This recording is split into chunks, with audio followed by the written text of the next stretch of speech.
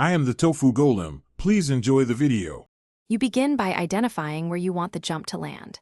In the block editor, click the target block, open Advanced Settings, and set an HTML anchor or ID such as Section 1.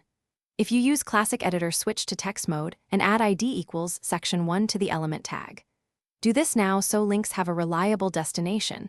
It prevents broken jumps caused by theme wrappers or missing ID. Once done, save or update the draft to lock in the new anchor. Next, you make the jump link itself. Highlight the text or select the button that will trigger the jump, then paste a URL that starts with a hash and your ID, for example #section 1. If linking from another page, include the full page URL plus the hash. Make sure to choose whether your theme supports smooth scrolling. If not, the browser will instantly jump. Once added, preview the page and click the link to confirm it lands exactly where you intended. Finish by checking across devices and clearing any cache so changes take effect.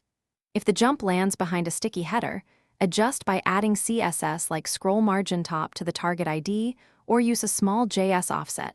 This corrects the visible position. Make sure links from other pages include the full URL hash ID. If things still misbehave, recheck that the ID is unique, disable plugin conflicts, and test in an incognito window. Thanks for watching. Consider subscribing if we helped you today.